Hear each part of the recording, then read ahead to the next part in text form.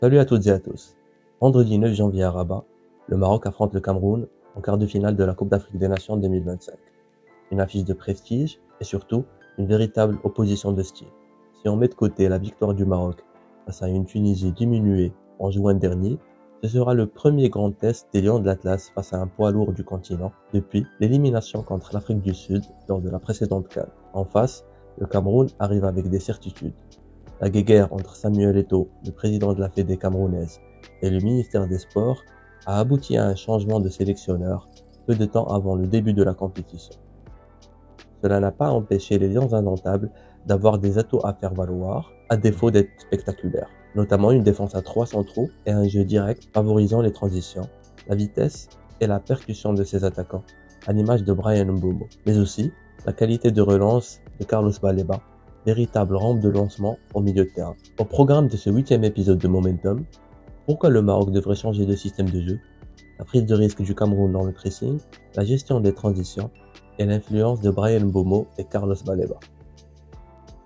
Afin de justifier la nécessité d'explorer un autre système de jeu, et notamment une défense à 3 centraux, il faut d'abord revenir sur certaines fragilités défensives observées côté marocain depuis le début de la compétition. D'ailleurs, on a pu le constater lors du match face à la Tanzanie, avec l'occasion manquée de Simon Msoba, qui aurait certainement changé la physionomie du match.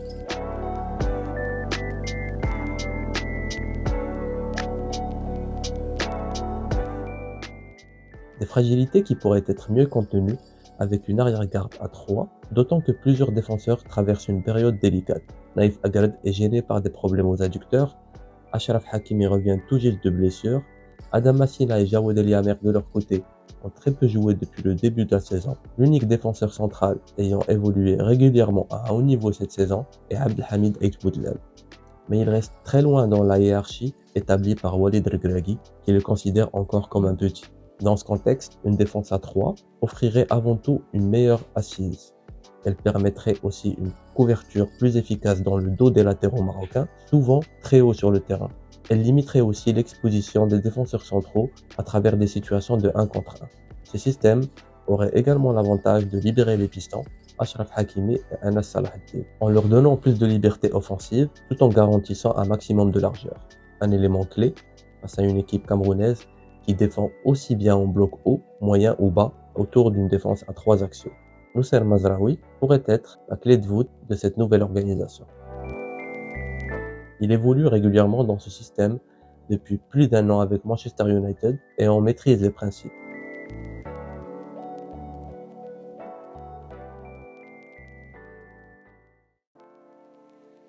Selon l'animation, ce dispositif peut d'ailleurs se transformer en 4-2-3-1 avec Achraf Hakimi excentré très haut côté droit, presque comme un ailier. La principale limite reste toutefois la question de l'habitude. Certes, les Lions de l'Atlas sont des joueurs de très haut niveau, capables de s'adapter rapidement, mais comme on l'avait vu lors de la Coupe du Monde 2022, basculer vers une défense à 3 du jour au lendemain n'est jamais totalement aisé. Or, le sélectionneur national Walid Regragui n'a quasiment jamais tenté de faire évoluer son équipe dans ce système.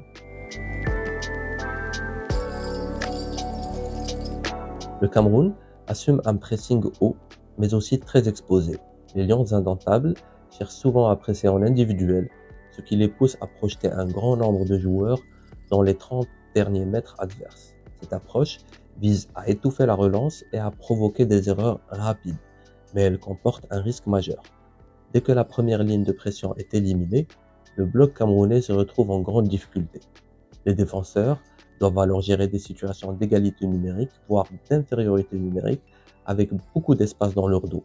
Un scénario déjà observé face à la Côte d'Ivoire, notamment sur le but d'Amad Diallo. Sur cette action, une fois la première ligne de pression éliminée, la ligne défensive se trouve exposée et la transition adverse devient immédiatement dangereuse. Et les chiffres viennent confirmer cette impression visuelle. Si l'on s'attarde sur les performances du Cameroun dans le pressing, leur PPDA, c'est-à-dire les passes permises par action défensive, relativement élevé, indique qu'ils autorisent un nombre important de passes avant de réaliser une action défensive.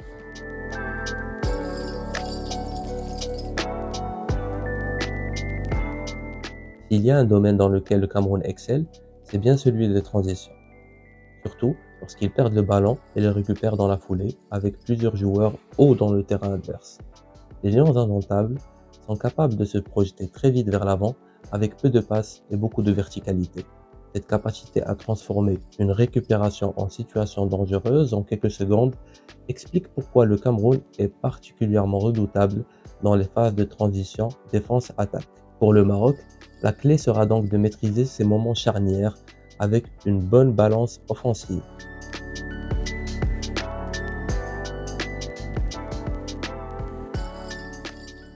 Bryan Mbeumo est l'un des principaux bénéficiaires de ces phases.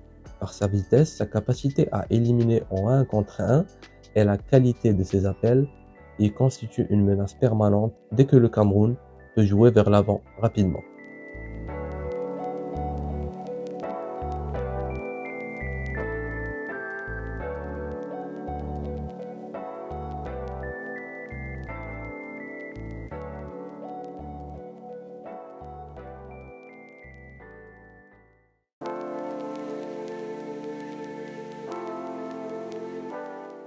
Derrière lui, Carlos Baleba joue un rôle central.